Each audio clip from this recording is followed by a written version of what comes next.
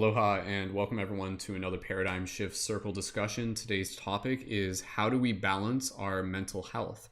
My name is Brendan, aka Mystic Spider-Man, welcoming you into this week's circle discussion, which again we do as a regular routine here within the Paradigm Shift Central community. And this is about being able to create voice-only conscious conversations facilitated to be able to help give us the opportunity to be able to connect into our hearts, to be able to practice sharing from our hearts, to be able to support each other as conscious community, and to be able to have meaningful, inspirational, and paradigm shifting conversations. So we do these live through the Discord and on YouTube, and they're every Wednesday at 4 p.m. EDT, 1 p.m. PDT. For those of you listening to this in the future on YouTube or even on Spotify, Paradigm Shift Radio, know that you can join in for future Discords by clicking the link in the by joining in on the Discord and by participating on the Discord. And yeah, all the links are available through YouTube and on Spotify, all the past episodes. Feel free to check that out. And we'll get right into today's topic. I'll just go over some basic guidelines. And we got a good crew with us already to be able to start off the conversation. We've got Fascinating Fair, we've got Campton, we've got Wiley, we've got David, aka Motivational Speaker, we've got Pin Oak Rising, aka Kristen, and we've got a few more people that we're going to be bringing up as we go. So just as to be able to start things off with basic intention setting for the circle, and then I'll share, and then we'll get right into it. And yeah, thank you again, everyone, so much for joining in. And here we go. Thank you everyone for joining today's Paradigm Shift Circle. Before we get started, here are a few guidelines and reminders. Paradigm Shift Circles are an intentional, sacred digital space created to host inspirational, conscious conversations to nurture our spirit and build community. Circles are sometimes recorded. This one is. At the end of the circle, we'll take a screenshot for those of you in the Discord server. Please respect the instructions of the facilitators of the circle. Please respect the intention of the space. Please respect your fellow members. You are welcome to simply listen or to speak in the circle. To step on stage and speak in the circle, please use the hand raise button and wait to be brought on stage by a facilitator. Once on stage, please wait for the facilitator's prompt to speak. If you are already on stage and wish to speak next. Please blink your microphone by clicking the mute and unmute button a few times and wait for the facilitator's prompt. Circles generally go up to the top of the hour. We will conclude with gratitude at 5 minutes to the hour. Please tell your friends and invite others who may be interested. Excuse me. If you have not already, please feel free to check out our Patreon membership, where you can join as a leading member in the community to be able to get access to additional support and events as well. And thank you so much for joining and contributing. For those of you on YouTube, do me a favor and drop an 1111 in the chat. For those of you on any platform as well. And yeah, we'll get right into it. So this week's topic: how do we balance our mental health? Now, the inspiration behind doing this topic is also relative to the fact that at the time of the recording, this is actually mental illness and health awareness week. So it's a very relative topic, and one that's kind of like within the within like the collective hive mind of many people. And I think, again, when it comes to this topic, it's an important one to always be able to bring it back to. And obviously we'll be able to talk about it from a relative perspective of, bridging in our own personal experiences as spiritual seekers and however we choose to go about experiencing this life and sharing our experiences of it. But again, this really goes down to like the basics of what it means to be a human being. So for me, how do we balance our mental health? I'll just share from my own personal experience, and then from there I'll pass it over to one of the other speakers. And whoever would like to go next, just go ahead and blink your mic, and then we'll just create a little bit of a queue as we go here. So whoever feels called that they want to go next, we'll pass it over to Campton, and then from there we'll pass it over to whoever wants to go next after that. And again, just blink your mic at any point, and I'll do my best to be able to queue you up. So with this, how do we balance our mental health? Again, I think it's a great question to even just kind of take a step back and to just be able to think, what is mental health? And so when we think of health, oftentimes we're relating it to the concept of maybe some sort of equilibrium, some sort of balance, some sort of harmony, something that is less chaotic, if we're thinking about it that way. But the nature of health in itself is a spectrum. It's an experience. And the whole idea of balancing mental health is with the understanding and the anticipation that our health will sway. It will kind of like go this way. Excuse me. It will go this way and it will go that way. And I think in terms of balancing our mental health, a big part of it has to do with the conscious awareness of being able to identify when things may feel like they need a little bit of a balancing, but at the same time, not like resisting the experiences that we're still going through as well. Like, having balanced mental health doesn't mean never being sad, never being angry, never being frustrated or anything like that. It's more so the journey of, the conscious awareness of being able to observe your mental health and be able to notice those times where perhaps the balance is kind of like, it's like, whoa, okay, it's going a little bit this way, like, and then at that point I think it's great to be able to get curious, like, why am I feeling frustrated, why am I feeling sad, and to be able to see those experiences where any of the emotions that we have are messengers. So I'll just share real quick, because I know there's a lot of wisdom to be able to get into with the collective here in the circle. And for me, how do I balance my mental health? A lot of it, time and time again, like, physical movement for me has always been such an important thing. I find that if there are days where, like, I'm just feeling like sad about whatever, oftentimes like the physical movement is usually like such an important thing for just being able to at least like get me back into some sort of state where I guess things do feel like a little bit more balanced, or at least the energy feels a little less coagulated. Because I think a lot of times our mental health is also the relationship of the energy that we're carrying, and sometimes that energy can build up and build up and build up, and that buildup of energy, that mental and that emotional energy, it stays in the body. So I think for us to simply approach mental health from the perspective of somatic therapy, body movement, to me is one great way of how we can continue to balance it. But obviously there are many other ways. So enough from me. Let's keep passing the talking stick around. We got a lot of wisdom to be able to share here. We'll pass it over to Campton, and then who would like to be able to go after Campton? Just go ahead and blink your mic now, and we'll pass it over to whoever would like to go. We'll pass it over to Faye after Campton, and then from there we'll just keep going around the circle. So with that said, Campton, when you're ready, please feel free to unmute your microphone and share a bit. How do we balance our mental health, and just anything related to mental health in general that you feel called to share? Welcome, Campton. Thank you, Brendan, and thanks for setting everything up beautifully and providing us this platform to talk about these very important stigmatized topics. Let me just take a deep breath here. My heart's kind of beating fast for some reason. Okay, so my name is Campton, and for the majority of my life, I've suffered from chronic mental illness, depression, suicidality, and psychosis. And my approach to this was mastering the brain. How can I figure out how to operate this machinery? I had to look at it like from the perspective of the laws of physics rather than strictly spiritual. And it ended up leading into a spiritual awakening. I realized that I could affect my body and it would affect my mind and can accumulate permanent changes within my paradigm. That's something I became obsessed with, is how quickly can I practice this skill and enter a new paradigm where something that was difficult for me became easy. And the more that I did that, the more I realized that our perception of easy and hard is really tied to our identity. And it's kind of this, I don't know, halfway kind of concept. So for me, I became obsessed with the fact that our personality, our identity is it's a 3D model of protein in our brain. It's synaptic pathways that link up to each other. And the thickest of these pathways becomes the default of what we are. So every time that you repeat a mental action, you're creating one of these pathways or firing down a similar pattern to the intention that you had before the synaptic firing. So you have to, if you want to like reprogram your brain, you have to catch the automatic firings of an old self and then replace them with a notion of a new one. We all have a higher logic within us. We all have the answers inside, and listening to these answers is the hardest thing to do. And it's simple but not easy, right? And the ego, or the psychological complex, hates the things that are simple because it's gotten good at justifying a lifetime of being broken. So that's literally all that you have in your brain. That's the only computer that you have, is coming up with how to justify your pain and suffering. So there's also the stigma around, like pharma and things like that. Here, take this pill, it'll fix the chemical imbalance in the brain attributed to depression. It's genetic, you're screwed, here's a pill, right? But really the chemical imbalance in the brain is caused from overfiring the fight or flight response with the prefrontal cortex, right? This is where anxiety comes from. It's a pseudo malfunction of the fight or flight response because we're using the brain to initiate that, but we're caught in this identity.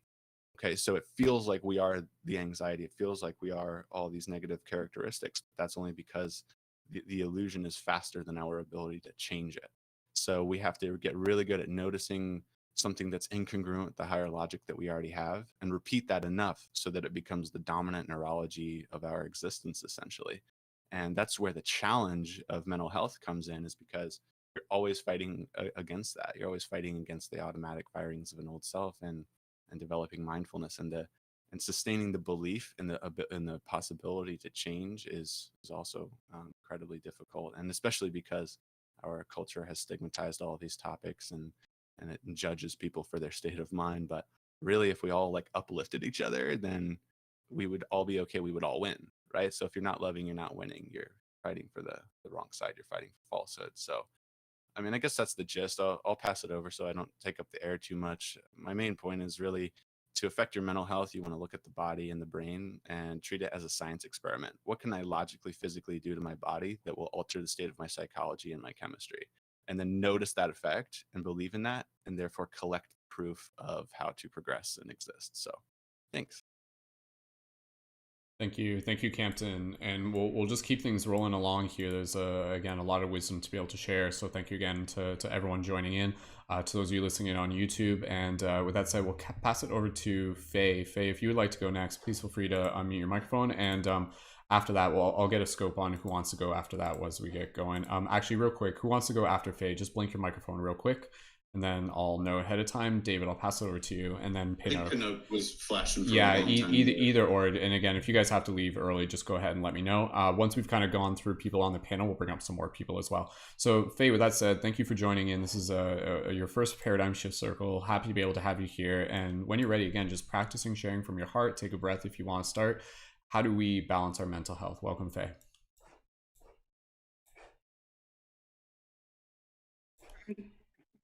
Balancing your mental health is awareness. First, becoming aware that there is an imbalance in the mental health. A lot of times we will bypass that we're out of balance with excuses, saying it's, I'm working too much, I'm not sleeping enough, it's a sense and symptoms. A lot of times we need to become aware that sometimes it could be you're giving too much or you're burning out, and that's throwing an imbalance into your body. So by becoming aware that there is an imbalance in the body, you can begin balancing the body. You can't balance the body if you're not aware that you're out of balance. So when you're dealing with a lot of physical ailments, physical symptoms, depression, anxiety, becoming aware of what that feels like, what that looks like, where that represents itself, things that trigger that can help you heal from that and help you move through those experiences. So if you find that certain things trigger a reaction, an anxiety reaction, or certain feelings or experiences that you don't want to be having, you have to be aware of why you're having that reaction. So finding the root of what is causing the imbalance can help you begin to balance it. So how can I use an example? A lot of times, I'll use myself an example. A lot of times when I would try to drive or do anything that required me to drive, I would have an anxiety reaction. And one of the things that I've had to learn is, why do I have that reaction? Where does it come from? And how can I work towards healing that reaction?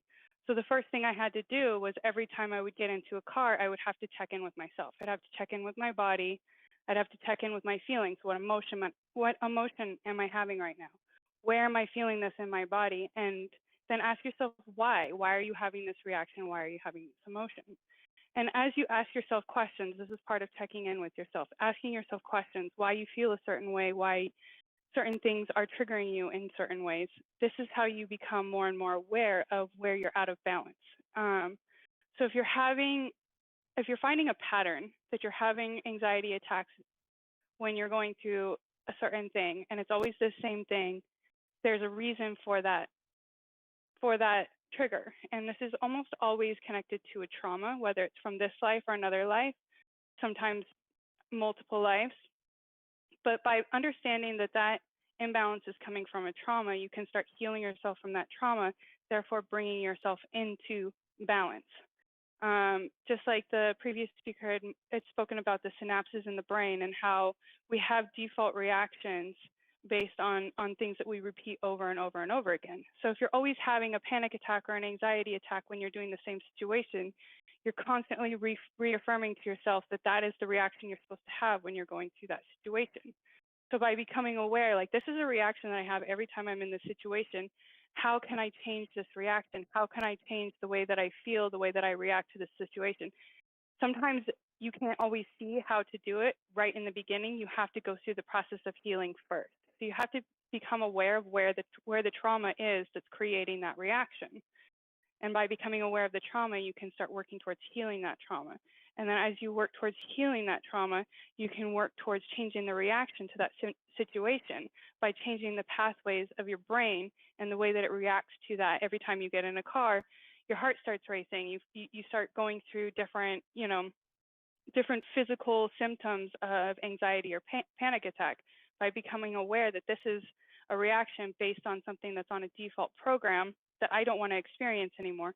Ask yourself, why do I have this reaction? Is this connected to a trauma? Is this connected to something that happened to me when I was a kid? Is this connected to something that I'm aware of from a past life? Is this, is this something that I've had dreams or nightmares about? Because sometimes our dreams and even our nightmares can give us information to where we're holding trauma or pain or, imbalances within the mind and body and the soul. So this is part of checking in with the self, and one of the best ways you can heal yourself from imbalances within the mind programming. So our minds are like computers. So when you have a computer program that's out of date, it's not going to work as well with your operating system if you've upgraded the operating system. So you have to go back and see the programs that are out of date and fix the root cause of whatever program, whatever it is that needs to be healed or updated. Just kind of tune in and see what else. This is my first time speaking, so I'm a little nervous, and that's one of my own things. So one of the reasons why I understand mental health so well is because I've gone through it a lot myself. I've had to deal with a lot of anxiety. I get really nervous. I tend to have a lot of fear connected to doing things wrong. And I know that that's all connected to trauma from when I was younger. And so that's some of the stuff that I've been working through.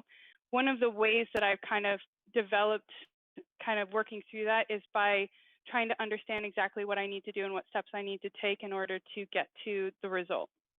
So some people can call that over preparing, but what it is it creates a little bit of a comfort zone.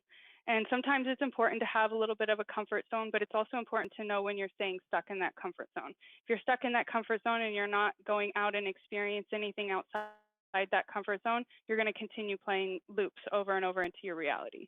So comfort zones can be healthy if it helps you get from one place to another, but you also have to know when to be able to kind of step your foot out of that comfort zone. So that's part of mental health as well. If you stay stuck in always a comfort zone, you're never going to experience expansion in this life because you're going to keep recircling within that comfort zone. Well, Faye, thank you so much. Any just closing notes on that, and then we'll keep passing it around and we can bring it back to you when you're ready. Anything else you want to add in real quick before we pass over? No, I think that's it. Thank you. Thank you. Is there a clap function? Like, can I clap? We blink. There should be. I know, right? Because we already got the blink microphone. Yeah, I mean, blink really your microphones even just to show appreciation. And for those of you in YouTube, drop those 1111s as well. And we'll include the link for anyone who speaks today. We'll also include their Instagram, so you guys can also connect with Faye. Faye's one of our newer Patreon supporters, one of our newer leading members, and Seraphine Faye 444. And you'll find the link for that in the YouTube as well, and you'll see her around, I'm sure. So Faye, thank you again for sharing, and we'll keep things rolling along here. David, we'll pass it over to you. Thank you so much for joining in. And then from there, Kristen, Wheezy, we can pass it over to you guys. Pinnock wanted to roll, so Either she or. can take it. Yeah. If that's cool with you guys. I wasn't sure if one of you had to leave early. So, Kristen? David, you got it. Go for it. Okay. David, I think it's you. So whenever you're ready, and welcome Copy to that. Hey guys, what's up? So mental health. It seems to be my experience that as it stands in maybe in human history, we seem to know more information than humans have been kind of had access to in a very long time, right? The proliferation of things like the internet, the amount of information that we can carry has, I don't know, changed exponentially even in the last 50 years in a way that I'm sure many people never thought possible. So when it comes to something like mental health, I think we're really lucky that we have a ton of resources. I know, speaking personally, and maybe generalizing a bit for the Black community, a lot of the time mental health things are not really, there's a stigma around it, even more so than in other cultures, and it doesn't tend to be things that people will bring up or talk about or even know about. For the most part, a lot of it is in ignorance of that. And so getting older, I spent a lot of time being curious around the aspects of things surrounding mental health. And I think a lot of that has maybe been covered already. So I'm going to maybe take this in a different direction. So I'm looking at the circle here, and I'm sure that everyone, and I'm almost 100% sure that everybody in the circle knows that yoga, to some degree, means union, right? It means oneness, coming together. And so when it comes to mental health, I'm always kind of a proponent of taking care to see the whole. I find that a lot of the time, what tends to cause confusion, or the sort of biblical babble, as it were, is when we become over-identified with one aspect of the body more so than another, when we give all of our attention and care to one aspect of the body. There is definitely a connection between, right, the physical body and maybe the mental body. And specifically, I'm a big fan of the Vedantic koshas, or their 5-layered self, or maybe another way people have heard it is the tantric 5-layered self. And in it, they have a model where the body is separated into 5 bodies: the physical body, the food body, or annamaya kosha; energy body, pranamaya kosha; emotional body, manomaya kosha; your wisdom body, which escapes me, and the bliss body, which is anandamaya kosha. And each of these are all kind of a Russian nesting doll, like sitting on top of each other, and they affect each other. The deeper we go, the closer to the bliss body we go, the more change tends to happen. And so it's been my experience that through having a spiritual practice that is all encompassing, one that is based in yoga, we are able to go a bit deeper. And in doing so, and finding alignment with these deeper layers of self, the more physical layers, which will be the physical, energy, and emotional bodies, are affected almost exponentially. Now, this isn't to say that taking care from a sort of perspective of taking care of your body isn't useful. Also noticing triggers, so on and so forth, as they come up. But what I find that when I get to work with people is a lot of the time we will isolate our awareness on trying to fix, stop, and change, when the mind, when we have become so identified with our physical existence, it kind of inadvertently creates this paradigm of, I'm broken, how do I fix my mental health? By and large, the Western medicine, the way that we approach things is incredibly physically based. And a lot of it, there's very little knowledge of the deeper layers of self and the effect that has on the body. So what can happen when we are so sort of physically identified is we can, through no fault of our own, inadvertently over identify with an aspect of the physical body as if it were primary. I don't have a choice because of this physical thing that is the way things are made up. And then if we're lucky, a lot of the time people will, maybe go to like a spiritual practice or something and go, okay, well, this is extra. But at the end of the day, what is primary to me is this sort of physical limitation that I've imposed on myself, that I've been told is the way that I'm built.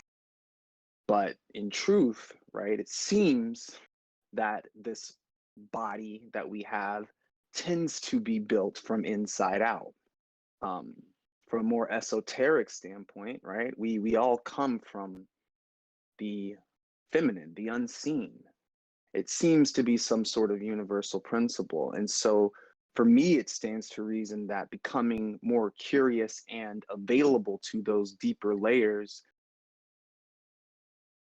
is a very useful way to go. Now, from a very practical sense, I think there can be simultaneously a tendency to ignore the physical aspects of things in favor of some sort of transcendental spiritual bypassing. Not admonishing that either. If anything, I'm a fan of kind of doing both things at once, attacking it from both directions. But I find that being available to sort of attack it from both directions requires an amount of healthy skepticism to what I think that I know for certain about the nature of the physical body, which I know creates challenges for people. But I think it can be incredibly useful to remain more open, skeptical, and curious about air quotes here, what we think we know from things like the where science is now. And this isn't some kind of weird science deny type thing. Just, I like to constantly remind folks that I think it's really useful to remember that the totality of who you are is not just the physical aspects or your mental aspects, and to, like Campton said, experiment and go deeper, because those deeper layers of self will yield powerful results. Thanks. Awesome. David, excuse me. David, thank you so much, man. Love being able to, again, just bring so many amazing people in here with a lot of wisdom to be able to share. So we'll just keep things rolling here. And as we do, we'll just keep an eye on the time. So we'll go up till about the top of the hour. And Pinocchio, if you'd like to go next, and then Wheezy, if you'd like to go next. Dancer Knee, we'll bring you up on stage now. And then anybody else from the audience, as we are moving through the speakers, if you would like to be able to raise your hand and jump on before we conclude the event to conclude the circle. Again, please feel free to raise your hand if you're in the audience. We'll just keep we'll just be mindful of the time. So for anybody here, again, just practicing sharing from your heart, while also just aiming to be relatively concise, and then we'll go through at least everybody one more time. And the one thing I was going to recommend for everybody here, again, it's great sharing from our experience. I'd love to be able to encourage anybody to be able to practice sharing any practical insight and things that have worked for them in terms of how do you balance your mental health? What does that look like? What are your go-to things? Again, earlier on I mentioned just like the physical movement for me being so important, and we've already been talking here about being able to have multiple perspectives on it from both like the neuroscience as well as the philosophical and the spiritual perspective. And I think it's all of those. Again, one of the things I'll just say that for me, a great thing about that helps me balance my mental health is community, having someone to talk to, having a space where I can go, where again we're destigmatizing it, and it's okay for us to be able to acknowledge that, you know, there are going to be days where things are not as pleasant as we might hope them to be, but oftentimes out of those days, you know, that in itself creates like this bridge of empathy that allows us to be able to connect in new ways as humans to one another. So, you know, is the fact that our mental health is this waxing and waning thing that allows us to be able to continue to practice holding space for each other through the empathetic experiences that we gain from those. Julia, I can see you raising your hand. I'm going to bring you up on stage now, and again, we'll just kind of go through the speakers. So D'Anthony and Julia, we'll bring you up as we keep going here. Pinocchio, we'll pass it over to you. If we go a little bit past the hour, that's totally fine, but I won't be able to go too much more past the hour, but we'll make sure we can go around at least one more time for everybody here. So Pinocchio, when you're ready, please feel free to join right in. And for everybody here, please join me in welcoming Pinocchio. So when you're ready, Kristen, go ahead. Hello, beautiful souls. I just wanted to start by extending my gratitude for all of the beautiful wisdom and perspectives that have been shared. And I just wanted to say that it's really special to be able to share spaces like these. This is it. This is for me how, connecting and being able to support my mental health is being able to find spaces where we can share from our heart, share the wisdom we've learned, our experiences, our, wisdom with one another, and to be able to hold space to be received or to receive someone else, I think is such a blessing. And so I just wanted to share my gratitude for the space. And then, yeah, as far as like tips and tricks, I personally have a lot of different tools that I like to have in my tool belt to keep in mind for, understanding that our healing journey is not linear, right? And some days we may be able to have some things that work great. Like we have a morning routine, we have a stretching exercise, we do our yoga or our qigong or meditation practices. And these are all amazing. And they're so helpful, especially if you're someone that, does have that tendency to maybe overthink or have anxiety or depression. And I think that the important part too is holding space for the expression of the emotions rather than trying to deny their existence or change them or tell yourself like, no, I can't feel sad right now, or it's not okay to be angry, but rather like holding space for yourself for those emotions to just be whatever they need to be, understanding that our emotions are really just teachers trying to show us, where we may need a little bit more love in our life. And so it can be difficult and it looks all kinds of different ways. I know for me it can be like crying or dancing or, the body movement. Sometimes it can be vocalizing, being able to speak or yell or make noises. Mantra tones are super great. Breath work is an amazing tool if you're looking to, find something that's really simple and easy to access. If you can remember to do it, you can also set reminders on your phone, or they have lots of apps for that now too, I'm sure. But I think the important thing when working with our mental health and the different ways that we want to be able to support ourselves is to really be able to not hold judgment over what our journey looks like and where we're at on our path, because it's okay for you to have a totally different experience than the person around you while still being able to connect and understand where each other are. And I can just bring that back to like the spaces right here and the magic of what we're doing in the moment, being able to hold space for that. So that's my share. I'm really excited to hear everyone else's input, and thank you so much for the space. Thank you again, Kristen, aka Pinocchio Rising on Instagram and everywhere else. I'll just say this and I'll pass it over to Wheezy. Within the discussion that we're having here, it's interesting because there's people within the community and I'm just kind of planting the seed here to give you guys a little bit of, like things that we've been talking about behind the scenes that's on the horizon. And Wheezy, if you want to talk a bit more about this, that's totally fine.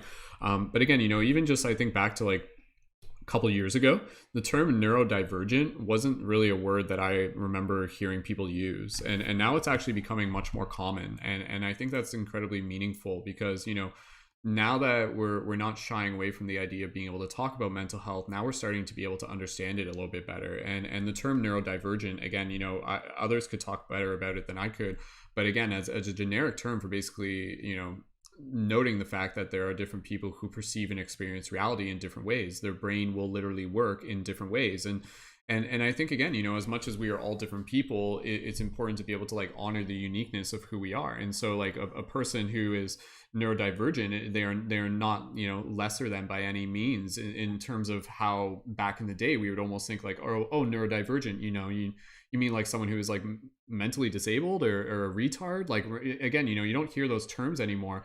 But again, and I use that term retard in the way how like it used to be used back in the 90s and stuff like that. But now to be able to say like, oh, you know, like I know so many people who are neurodivergent, and those people are some of the most like inspiring, creative, and inspirational minds that I know. And so it's interesting to even just, you know, in terms of how we balance our mental health, it's being able to identify and again, creating those spaces, which again, Wheezy, whether we talk about it today or another time, where a lot of us have been kind of talking about like, oh, like, you know, creating those intentional spaces within community, within Paradigm Shift Central and other communities linked to it, like that are actually fostered for the discussion for neurodivergence. That for me is actually something really, really cool. So I think, again, you know, being able to internally and externally be able to remove any sort of shame and to be able to be like, okay, like this is where I'm at, this is where my brain is at, this is where your brain is at, let's continue to move along this journey as unique, diverse humans that we have always been. So I see a lot of unity coming through the experience of a lot of people being able to take mental health and mental illness and everything related to it a little bit more, I don't want to say serious, but like a little bit more like consistently. Like it's becoming more of like an everyday awareness, and we should be like mental health, you know, for me it's like it's right up there with the same way that you would like brush your teeth or take a shower. There's like a hygiene to it where for us we need to be able to check in and be able to say like, you know, like where is my mental health today, and to have that self-awareness. And I'll just say this one thing, I'll pass over to Wheezy. One thing that for me has been incredibly meaningful, and perhaps others could talk more about this, and is this basic idea that, you know, relatively speaking, when it comes to mental health, there's something very meaningful in being able to take responsibility for you to be able to say like, oh yes, you know, like I am like, my brain is both the problem and the solution, so to speak, right? You know, it is me who will get me out of this situation and no one else. And so sometimes that can be a little bit of a heavy thing to be able to acknowledge, and sometimes, again, relatively speaking, it's not always the case. But the flip side of that is being able to look at it from the positive, to being able to say like, you know, like my brain has the ability to be able to transform. Neuroplasticity, it is willpower, and it is, you know, practices that other people have developed. There's a science to it, and I think just being able to have a community and supporting us and making that a daily routine where, you know, checking in on our mental health collectively and as a community is helping us kind of like maintain that process of balancing it. And I think a lot of that balance also comes simply through the process of feeling connected and having that sense of community. Because even in those days where things might not always be perfect or whatever, just knowing that community is there to be able to kind of like anchor into, for me has always been very, very meaningful as well. So I think, you know, disconnection in itself almost breeds what we would recognize as an unbalanced mental health state. And simply by being in connection with community, it actually like brings forth a more balancing, a regular routine of bringing more awareness to the practice of balancing one's mental health, whatever that means to them. So I guess I just kind of wanted to be able to jump in with that. I went a little longer when I intended to, but we'll make sure we have enough time on the clock to at least go around one more time, but I won't be able to go too much past the hour.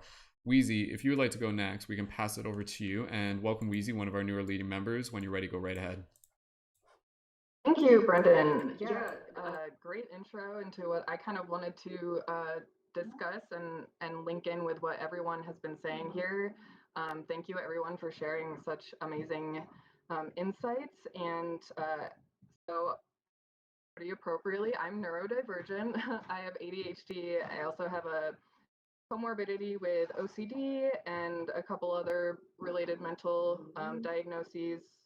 And I think what everyone is saying is really leading me to that connection between what Campton had brought up, medication before, and then those neural pathways. And I think it's really that duality of looking at both, right? And so medication for most mental illness is not a cure, right? It's not going to just make your OCD go away, right?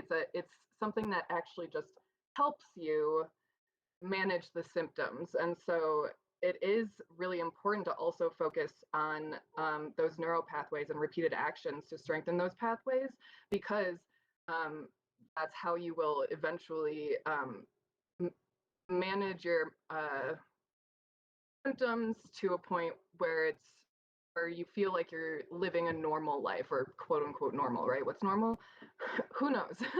But that's kind of what I wanted to bring it into, and it kind of goes back to that practice that Campton mentioned of being able, and David also, of it being a practice and it being a holistic practice. And then so I just want to also add that I think Pinnock and Brendan both touched on this, but we do need to allow ourselves to not be perfect all the time, right? Not be on all the time. It's just not sustainable. And so I actually experienced this yesterday. I had extreme executive dysfunction, and I like literally couldn't do anything. And normally I would fight it, right? I would be like, I'm gonna work, I'm gonna do things, I'm gonna do a chore. And I just like try to fight that executive dysfunction. And yesterday I actually just leaned into it, and I just like didn't do anything. I like meditated, and I just like watched TV and like allowed because that's kind of what I do when I have executive dysfunction, is I just kind of zone out and I dissociate a lot, and I just like I'll just stand in my living room staring at things. And so that so I kind of need something to like put my focus on, and I just allowed myself to lean into it. And today I woke up, was so refreshed, so productive. I couldn't imagine how many things I got done by like noon today. I was like, wait, it's only noon? Like it feels like it's 5 o'clock already. So yeah, you need to give yourself that space to not be so perfect all the time, and allow yourself to kind of lean into things when they are happening. And then really the best counselor I ever had, and this was before I even had any diagnoses, but he told me that I was so incredibly in tune with myself and aware, and that really helped me gain confidence in myself and my feelings, to know that my feelings were not invalid. And so I think what Brendan was saying about community and everything is really important, because having that support there to tell you like, hey, you're not like, making things up or like blowing things out of proportion. You're having a perfectly valid reaction here. And even that, like just having support for when you're having a very emotional reaction, because that happens too. And allowing yourself to feel those feelings, and not force yourself to say, like, put yourself down for feeling that way.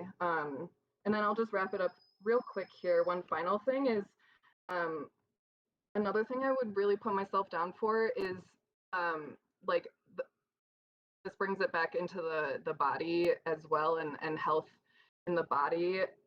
And I know that, when I eat well, eat more fruits and vegetables and proteins, and even carbohydrates, like our bodies need carbs to function. And so I will struggle sometimes to eat healthy, but I've come to realize that I need to allow myself to not get down on myself about buying like convenience foods, like such as like cut up vegetables at the grocery store, or like crackers and cheese, right? Or something that just like that's really easy to eat but is like not unhealthy. It's not, because typically if I don't allow myself to have those things in my apartment, then I'll end up eating like fast food all the time, and it's just like, and then I really start seeing myself spiral downwards into that, like a lot of my symptoms come out a lot stronger. And so it's allowing myself to not, it's allowing myself to look for those conveniences when it fits for me, and not putting myself down too much for it and having those stigmas. It's kind of, you need to like break up those social stigmas and do what is best for you and your highest self. So I'll just end with that. And also, yes, what Brendan was saying, I am looking to create kind of community for neurodivergent individuals who maybe feel like they don't have a space to kind of share some of their ideas and their especially when it comes to spirituality and how we maintain our mental health. And so I will be starting work on that very soon. So if you want to, you can find me. It's Wheezy for Sheezy is my Instagram handle. You can just follow me, and I'll start putting blasts out there soon enough. And it's just how it sounds, and I'm sure Brendan will tag us and stuff like that. So I'll just put that out there if anyone wants to connect with me. I'm totally open to that. And yeah, it was great to hear from everyone. Thank you so much for this space. Thank you, Eloiss, aka Wheezy. And again, for those of you looking to connect with Wheezy, I'll put her Instagram handle into the show notes on YouTube, so you can find it there. And yeah, we'll keep an eye open for that. The updates for those events will be posted through the Paradigm Shift Central weekly schedule. So if you're not in our Discord, great reason to be on our Discord, but you can also find that same schedule through paradigmshiftcentral.com. One thing I just want to be able to mention here, and then Dancer, we can pass it over to you, and then Julia will pass it over to you, and then we'll just go through one last time, but we will have to wrap up all no later than 15 minutes past the hour, so if you guys can just be mindful of that. One thing I was going to say real quick, and Dancer, I'll bring you back up here just one second. One thing I was going to say real quick, and this is actually going off what Eloiss was saying, you know, mental health and gut health, like that conversation there, like is so important. I know for one, that's a big, like kind of, I notice that if I haven't been eating well, like I'll notice it will affect my mental state and everything like that. And in the same way, even for me today, just like having that extra intention to be able to bring a little bit more movement into my body, which I already mentioned. But one thing I'll just share this morning that actually kind of helped me. Like I had the intention like the day before to be able to be like, okay, tomorrow I'm gonna get a lot done tomorrow. Like that's my intention. And this morning I actually kind of did something a little bit different when I woke up this morning. It was interesting. I just kind of took more time to lay there in my bed, and I basically I almost, like, you can almost call it prayer. Like it was almost a form of prayer. Prayer would be like almost kind of what you can think of it as, which is weird because within like the spiritual kind of conscious community, we the concept of what prayer represents, we don't like we often clump that in with the idea of like, you know, like, oh, creating affirmations, but what it was, and whether I call it prayer or not, that's totally fine. It's not the label that counts, but it was the practice of just taking that extra moment just to be able to just kind of like in my mind just be like thank you, universe, I'm so grateful for this beautiful day ahead of me. I'm just opening my love to, I was just having a conversation with myself, like in my head, but as if I was like kind of like talking to God or something like that. But it was really just kind of like taking a moment to really just kind of like connect with the kind of like the sacredness of life, and to also be able to reconnect with my intention for today, for the day. And I just noticed that little extra, like honestly, like mental health wise, practical tip, the first like 5, 10, 15 minutes of your day, if you can create a little routine for you, a little practice that holographically affects the rest of your day. So whether that includes exercise, journaling, some sort of mental exercise, a meditation, whatever the case may be, that for me, I just experienced that today. I'm like, oh, like, I don't know, like sometimes I just get up and I just get going, but for some reason today I did that. And whether I call it prayer is kind of secondary, but it was just like a moment to myself to kind of like align with gratitude and intentions. And it wasn't like a meditation. I was just thinking. Anyways, let's keep things rolling along here. I appreciate everybody being a part of today's circle. And again, we'll go through one more time just to be able to make sure that everybody else has a chance to be able to add in. Dancer, if you want to join back up again, please feel free to do that. And we'll just test your microphone, and then Julia, we can pass it over to you as soon as we are ready there. So Dancer, if you want to come up on stage, that's totally fine. If you prefer to listen, that's totally fine. We'll just take one more second here, and then Julia, if you're ready, we can pass it over to you as well. So we'll pass over to Julia, and then Dancer, if you did want to come up, the invitation's there. So Julia, thank you so much for being here. And when you're ready, go ahead and share, how do we balance our mental health, and just any perceptions and ideas related to mental health that you feel called to share. Welcome, Julia. Thank you. Can you guys hear me? Can you hear me okay? I've been having problems with my microphone. Is it okay? Okay. Well, thank you so much for holding space, and I'm so excited to be back. And congratulations on going to be a dad. I'm really excited for you. Thank you so much again. You're welcome. When I heard the news, it was like, oh my gosh, this is amazing. This star child. Well, I just wanted to chime in. I just love everything that everybody's sharing. Thank you for being honest about what helps you. And I think that mental health has definitely been stigmatized, and just talking about it, this is helping, right? This is what we should be doing. We're helping each other feel comfortable in our own mental health, but also encouraging other people to think about seeking help if they need it, and also normalizing talking about it. So that's wonderful stuff. Um, and one of the things that I really wanted to share is knowing that trauma, I feel like we all experience some sort of trauma. It could happen when we're an infant, when we're in adolescence, and at any point in time in our life. Could have happened yesterday. Um, and just knowing that trauma itself isn't the event. So I think a lot of people think, oh, I couldn't have been trauma because it wasn't this big thing like this on the news or something like that. But trauma isn't necessarily what is the event that happened to you. It's how it affects you. Like how we're emotional beings. And so when something affects us deeply, that emotional toll it takes on us is the trauma. And so I just wanted to let people know, like, just when I learned this, it was like, oh my goodness, I wish everybody could hear this and feel okay in knowing that that pain that you feel, that emotional turmoil, that sadness, it doesn't have to come from something super big. I feel like trauma, it's that word kind of brings up the idea that something really, really, really, really, really bad had to happen to you. And that's not the case. Sometimes if we're a kid, something that's traumatic to an adult, it's just a little bit different. So I just wanted to throw that out there, that has a big thing to do with mental health, that stigmatizes, oh, you're okay. That little thing that happened to you, that's not a big deal. How could that have hurt you? Well, it could have. We're emotional beings. There's so many things that we go through in our life, and when something happens to us, of course we're going to be emotional about it. That's why we're here, to experience emotions and be together.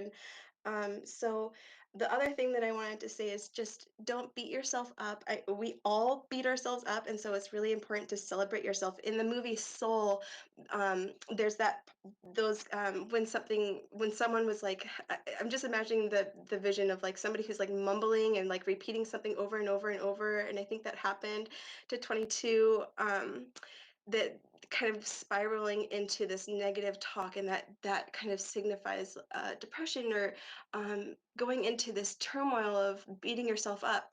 And we all do that at some point, and pulling ourselves out of that and celebrating ourselves. To celebrate yourself, you have to forgive. And I think forgiveness is one of those things that we can all do for ourselves and also for other people too, but more importantly for ourselves, because that's going to help you pull yourself out and celebrate you. And I just want to share two more things.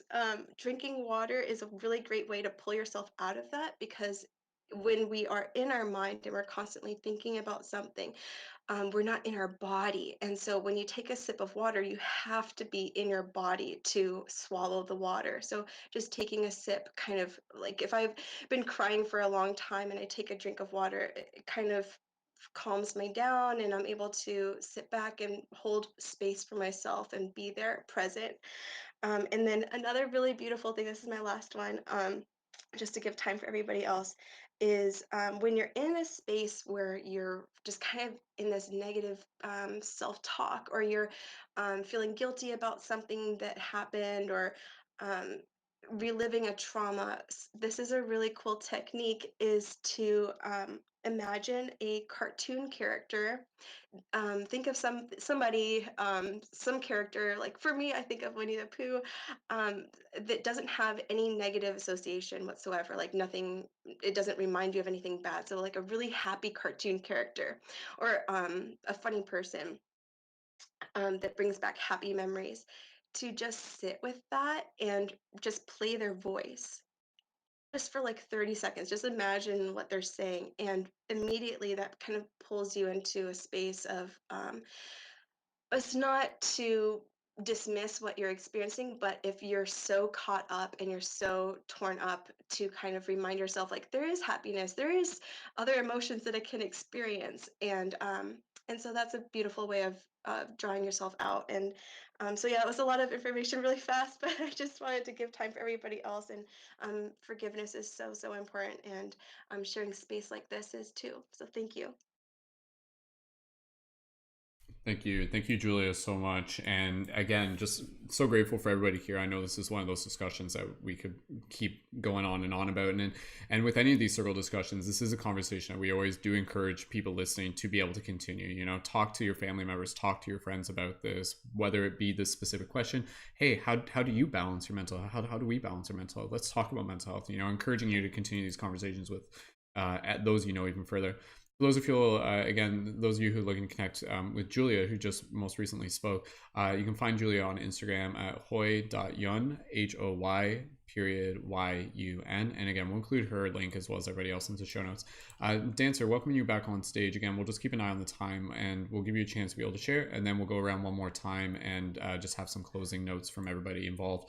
Dancer, if you just want to just test your microphone, just go ahead and just say hello real quick and welcome. Hello. Hello, welcome.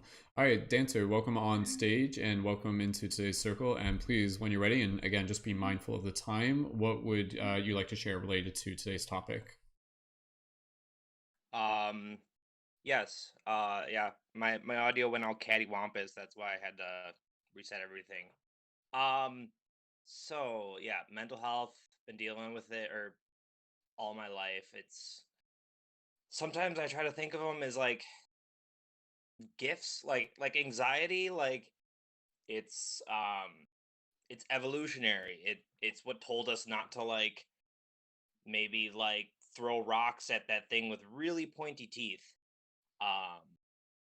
And now, but in today's world with all the loud sounds and just so much stuff going on, it gets to the point where it can be overwhelming.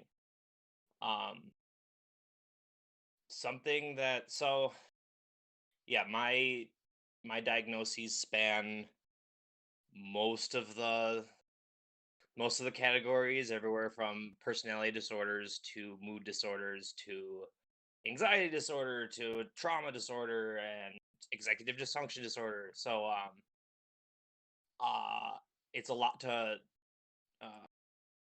cope with on a daily basis. But one thing that has helped me, I don't know, I kind of ignore the people who are like, "Why are you taking meds?" To me, before I started taking medication, it was like I was drowning in the ocean. And medication was like a life raft.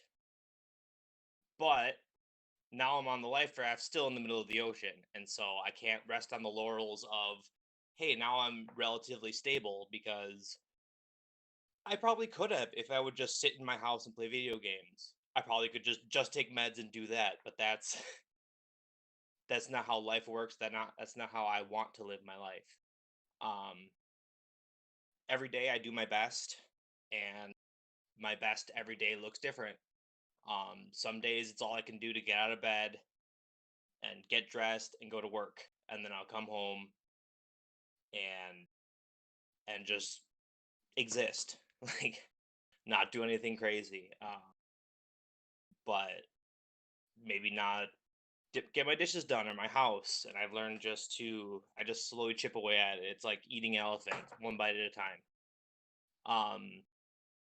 One big way that I balance my mental health is I don't use alcohol or drugs. Aside from caffeine, which drinking caffeine with an anxiety disorder is somewhat of an extreme sport. And I use nicotine as well. But anything that's comes in a bottle or a bag, I don't. At first, I thought it was a solution. And then I realized the cost to my spiritual self and the my emotional growth stagnated for, what was it, 7-8 years. And it took over my life, and I wasn't progressing. I wasn't learning. I wasn't even living. I was just existing all the time, every day for years. And so that's a big part of, like, it's not the perfect panacea, but it makes everything else easier. Same with meds. And then two big things, the last two things, two big things on a daily basis that I either like use or whatever. So boundaries. I'm big on boundaries because I don't expect the world to cater to my traumas and my triggers. But if the people that know and love me know what triggers me and what doesn't, they at least can help me. Plus, it's just boundaries have helped my self-esteem, which is another big component of my mental health. Because I don't take, can I swear? I don't take shit from anyone anymore, or at least I try not to. And healthy boundaries is just, I don't know, my brain's kind of scattered today, but yeah, boundaries. And then communication. Communication is huge. Reaching out is a huge part of my journey because I can't do this alone. Humans are social creatures. And everyone has, like, even I have a couple friends who, aside from addiction, aren't neurodivergent. Addiction is neurodivergence, but they've had some of the best advice because they don't have any like preconceptions over like about living with like dysregulation. And so it's like, oh wow, that's actually really simple that I never thought of. It also helps communicating my expectations. An uncommunicated expectation is just a resentment waiting to happen. And I don't know, I think some people like are like don't have expectations, and it's like, no, it's really hard to not have expectations ever. But if you don't communicate that, hey, punctuality is important, and then suddenly your friend's like 30 minutes late and they're like, whoa, why are you pissed at me? Like, that's not fully their fault because they didn't know. Like, I'm a big planner, and so it can get interesting when people like are just kind of lackadaisical with timing. But that's also something I have to accept. And that's the last thing. Sorry, okay, make it really quick, like less than a minute. Acceptance. Accepting is a huge thing, like probably bigger than those other two. Because there's a lot of stuff that I can't control. I have power over 5 things in my life: my words, my actions, my manners, my attitudes, and why can't man, that's awful. I hate when this happens. I forget it. But you see where I'm going. It's like I don't have control over the guy that cut me off. I don't have control over the girl who said no to going out to dinner. And so there's either two choices at that point. Either I just agonize and suffer, and at that point I'm choosing to suffer, or I accept that it is what it is, and acceptance isn't like saying something okay, but it allows me to take my power back and work on me because I only have control over me. And yeah, I think that's it. Thank you for letting me speak. Thank you, Dancer, and again, just everybody here, thank you so much for being a part of today's discussion. A lot of beautiful perspectives and experience that we've been able to bring into the circle. Again, like I said, I'd love for this to just kind of keep on going. And honestly, I do encourage others in the community, especially, leading members, if you guys feel called to create circles of your own that are related to topics of mental health, especially again within this week and weeks to follow related to this week being Mental Health Awareness Week. Please, by all means, do so. I think, again, this conversation is one that will just continue to be branched out beyond this moment. What we'll do now, though, we will just go around just for closing thoughts. And so if everyone can maybe just give maybe 30 seconds to a minute, that'd be great. And then we will wrap it up there. And just practical tips that I just want to be able to put in. I think the simple things make such a big difference. So when we're checking in with ourselves, it really comes down to, how is our diet? How is our sleep? How is our sunlight? Social interaction? Are we drinking enough water? Exercise? Those things, and again, I know you've heard me mention those before, but those things, sometimes they often get overlooked. I think before we're kind of trying to fully diagnose ourselves with XYZ, relatively speaking, again, it might just be one of those things where it's just kind of okay, well, you know what, I'm going to try going for a walk around the block and get some fresh air, and then just kind of notice how much of a difference that can make. So I think with any of our mental health, wherever we are, I think it's always important to know that there is always a move you can make. And that for me is a very empowering thing. And then it's just a matter of equipping ourselves with that awareness to know what those moves are and to know which moves work better for us. And everybody's going to kind of find their own ways of being able to navigate that. So it's a personal relationship. Carly, I know you joined in real quick. So if you want to jump in as kind of any closing thoughts and anything else you would like to share, please, by all means, go ahead and do so. So Carly, if you want to join in now, go ahead and do that. And then we'll just go around one more time.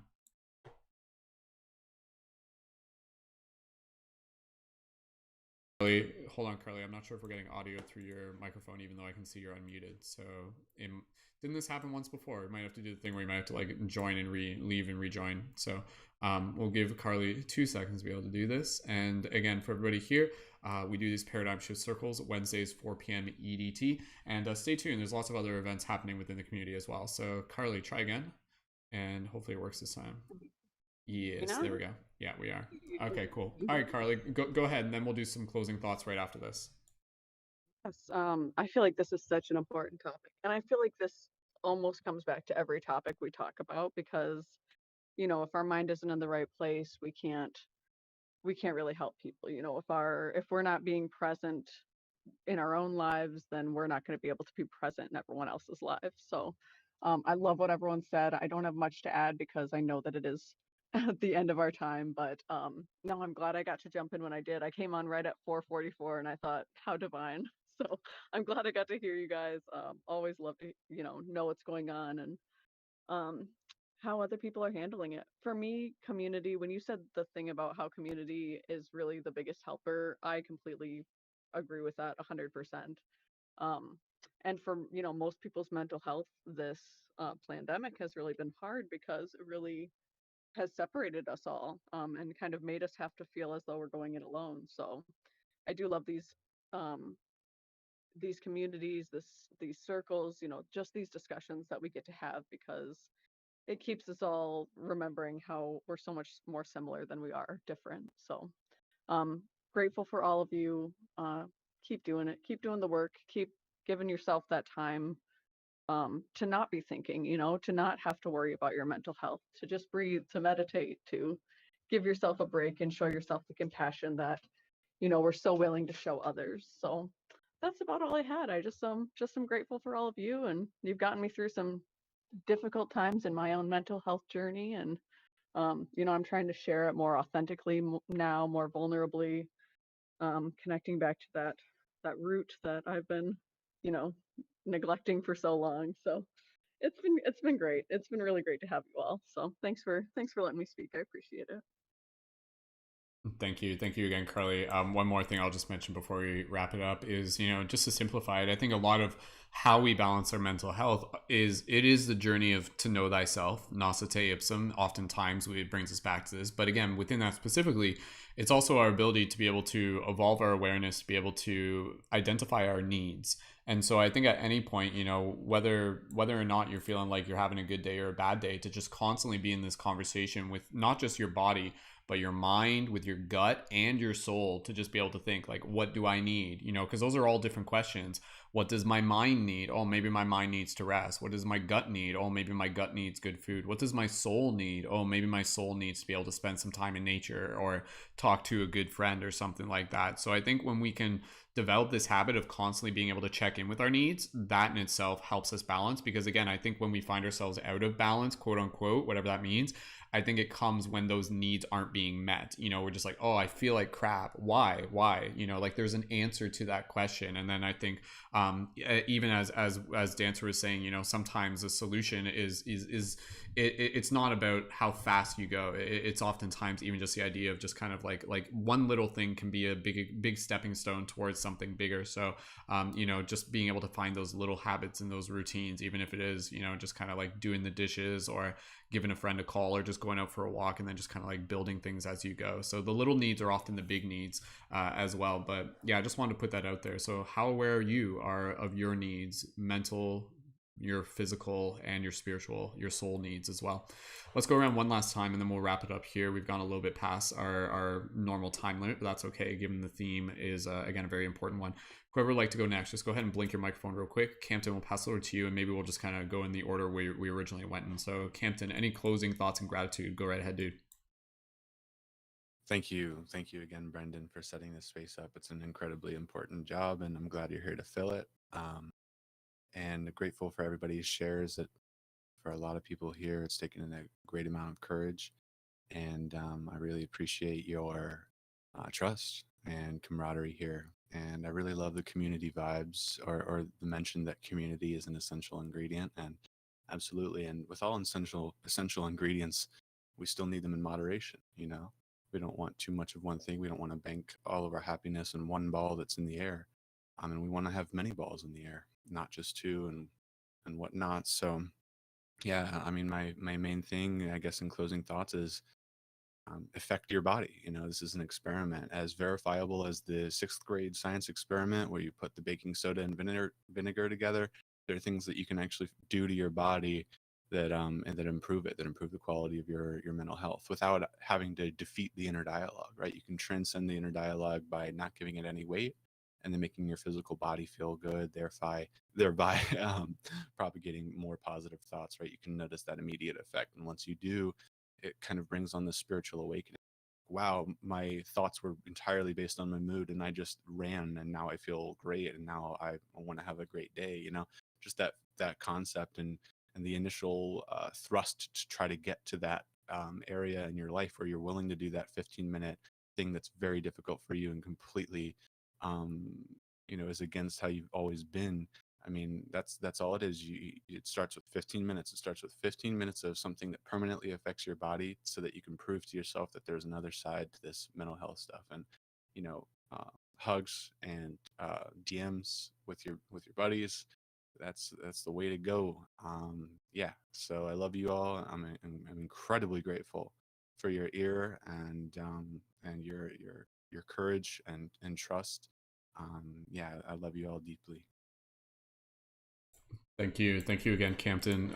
Faye, we'll pass over to you. One thing I just want to mention real quick, again, just because we're kind of putting everything in last minute here, was this idea that, you know, when we can condition ourselves to be able to get into the habit of doing things that may be a little bit more difficult, this in itself becomes like a proactive way of balancing our mental health. You know, this is where people talk about the idea of cold showers being so important, because again, you know, when you can kind of do that, it's also creating this relationship within your mind where those little obstacles actually become something that you associate with, like, you know, freedom in victory, so to speak. So that's where, you know, like preemptively, if you can make that routine of getting your mind comfortable with leaning into the things that may be a bit challenging for you, such as again, the healthy stress too, such as like exercise, such as cold showers, such as fasting, such as going to sleep at a different time, such as, you know, whatever the case may be for you, doing a little chore to tidy things up. Even just that, you know, like tidying your space. For everyone here, I would encourage all of us, give our space a quick tidy today, because your physical space is a reflection of your mental space, and your mental space is a reflection of your physical space. So that's a quick hack right there. Clean your physical space and you'll instantly notice, you'll be like, oh, okay, things feel a little bit clearer in my mental space. So you are your space, right? Anyways, let's pass over to Faye. Faye, if you'd like to spiel out in some closing thoughts and gratitude, please, by all means, go ahead. And then after that, David will pass it over to you. So go ahead, Faye, whenever you're ready, and thank you again.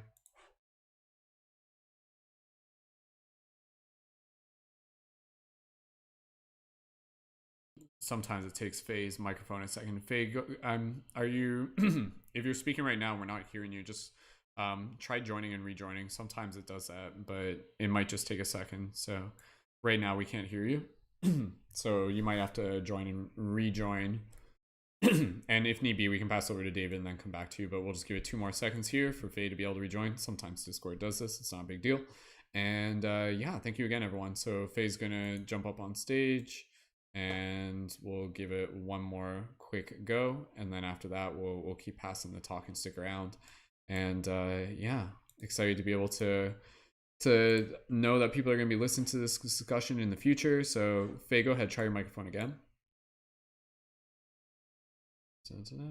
Okay, I'm not sure if it's working. Maybe it was, I'm not sure if you maybe switched headphones or something like that.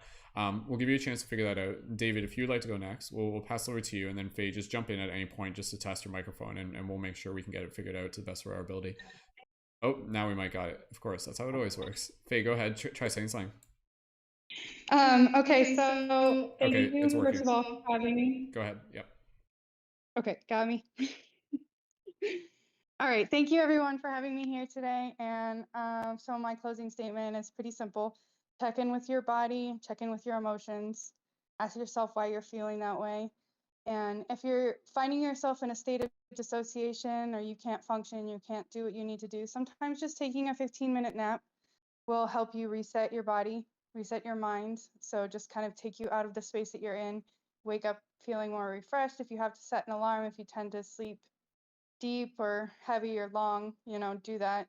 I found that in my process of awakening, taking naps has been a huge part of improving my mental health, and especially when I work with people and I do any kind of healing on people, and if I feel like I need to kind of, because I do clearings and stuff before, after, and in between healing, sometimes I have to take a quick 15-minute nap to kind of reset my operating system. So that's a big recommendation that I can give to everybody. And my closing thoughts is, take that nap if you need it. Don't tell yourself I have too much to do, I don't have time to take a nap. Sometimes your body needs to rest and reset. And the other thing that I wanted to say that kind of goes along with what Brendan was saying earlier is challenges and obstacles are a huge part of our growth. They give us the opportunity to climb a ladder into the next timeline potential. They get us out of that comfort zone. Like I said, comfort zones are important, they're great, but you can't stay in that comfort zone or you'll keep repeating everything within that comfort zone. So be willing to take that step out, look at the challenge, look at the obstacle as if it was a ladder that launches you into that next higher timeline potential. Wonderfully said. Thank you, Faye. We'll keep things moving along. David, if you'd like to go next, go ahead. And again, we'll be wrapped up here in a minute. Go ahead, David. What up, B? Thanks so much for having me again, man. Y'all, this has been really exciting. I appreciate listening to everybody. It's been really great.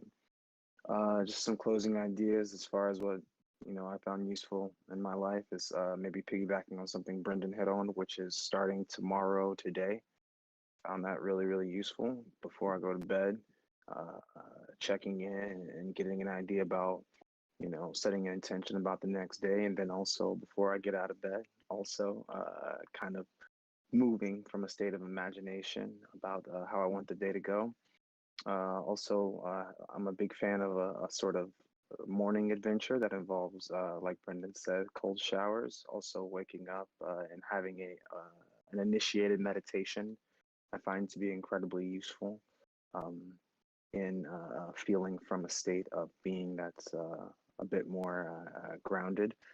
And then also, just finally, the last thing I want to share is that in my life, I found that labels have been incredibly useful.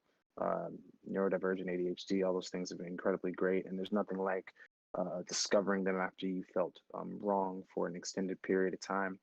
I do want to offer something that I found also to remember, which is useful in my life, which is that label is meant to point us in the direction of ways that we can help ourselves and change. and to be mindful of when we allow those labels to turn into a limitation about what we can't do. And to know that at the end of the day, we aren't the labels. We're so much more than that. And yeah, that's it. Thanks, guys. Thank you again, David. We'll keep things rolling here. Pin Oaks, if you would like to go next, go ahead and jump right in. Absolutely. Thank you, Brendan, and thank you everyone else for just sharing your amazing wisdom and insights. And I'll keep mine short and sweet and just say, allow yourself to be honest and be present with yourself and hold no judgment. And if you feel called to do something, allow yourself to try it. And if you feel stuck, allow yourself to hold space for that and get curious about it and see where you can go. And always remember that it's okay to be gentle with yourself. And I'm going to just back up Faye's nap suggestion. Those are always beautiful. So sending everybody lots and lots of love for their day and all the support for this. You're more powerful than you may realize, and you can make it through anything. Thank you all so much, and I'm just sending my love. Thank you. Excuse me. Thank you again, Kristen. One thing I'll just say, and then I'll pass over to Julia, is again, I think it's so important to take those times to be able to. I've talked about this in my meditation. To like fill your cup with love is a way I put it. But this can be thought of as the same way as kind of like to take a moment to like plug into spirit, to connect with spirit, to connect with that like inner you. That for me, I think is something that often gets kind of overlooked. And again, there's a lot of different ways to do that, but it can be as simple as just like taking 10 breaths, again, taking that time out in nature, listening to music, whatever the case may be. I think oftentimes like what we experience as quote unquote illness is again kind of like this like disconnection from our own awareness to spirit, which again is almost another conversation in itself. Julia, when you're ready, please feel free to go ahead, and then I'll just do the closing notes after that, and then we'll be done for today. So Julia, go ahead and share any closing thoughts and gratitude. Okay, awesome. Thank you. Oh my gosh, this is amazing. So I just want to just say that sometimes when we get so stuck in our thoughts and really feel like we're drowning, that I think the best portrayal was in Soul when they have like that dust bubble kind of going around them and they're kind of just mumbling and saying the same thing over and over and just kind of repeating stuff. That having a list, so a list of a help list of things that because when we get stuck in that space, it's really hard to pull ourselves out. So having a list of things. So people have shared so many great ideas on this podcast. So I would even save this video and play it and make a reminder. Like if I ever feel really stuck, I can listen to this video and hear all these really great ideas. And sometimes when we hear something, when we're in a good space, we kind of are like, oh yeah, I already knew that. But we kind of forget when we're in a space where we're really struggling. So yeah, making a list of things that make you feel good and remind you of why you should be celebrated. All those kinds of things are so, so important. And yeah, so that's what I'd love to share. Thank you so much for holding the space. Thank you again, Julia. And again, even just as we're talking here, I'm just like, oh, there's still like 50 more things that I want to talk about today. One thing I was just going to say, and again, this is just a keynote, is to be aware of like what our media diet is. This is obviously very important. I think, again, this is something that a lot of us kind of find ourselves, quote unquote, falling victim to. But if you do find yourself just kind of like browsing through certain threads and channels, which again is just kind of like spewing a lot of, again, both the awareness, but then also kind of like the heavier fear-based emotions of the world and everything like that, just be aware of that. So again, not to say, hey, don't do that, but at the same time, with what Julia was saying, find those things within your reality that you can make sure you're balancing out your quote-unquote diet with, your engagement, your media diet, with the things that are going to nurture you and inspire you.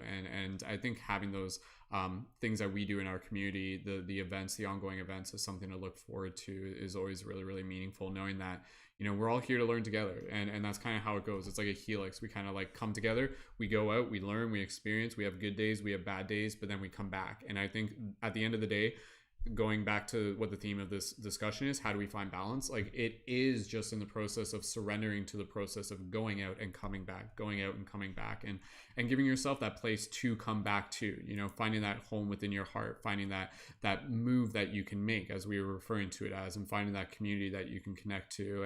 And you don't always need a community. I think, again, to be able to navigate mental health within a way that sometimes is the solo journey is a part of it. And there will be times where it will be a little bit of both. But yeah, I think this has been a great discussion. There's obviously more to talk about, and I encourage everyone again to just continue this discussion even further with people that they know. One thing I was going to mention, a good buddy of mine who's not in this discussion right now, but I did just want to mention to him, Chris Wiley. Some of you have heard me mention him before. He's been on some other broadcasts. He'll be on future one. He's a buddy of mine, and he's gone through his own journey of like dealing with anxiety and depression when he was younger, and then he dedicated himself to like studying the neuroscience field of things, and then also the spirituality. And he actually specializes in like transforming people's brains from like the neuroscience and using the tools, but also like the internal and the external practice, so the Western and the Eastern practice. If that's something you guys are interested in, you can feel free to connect with Chris Wiley official on Instagram, and even just send me a direct message and I can connect you with him and let him know that you found him through me. But yeah, he's a really great guy. But again, there's so many amazing people out there, and I just encourage you to, again, you know, look for those resources that are going to be helpful for you.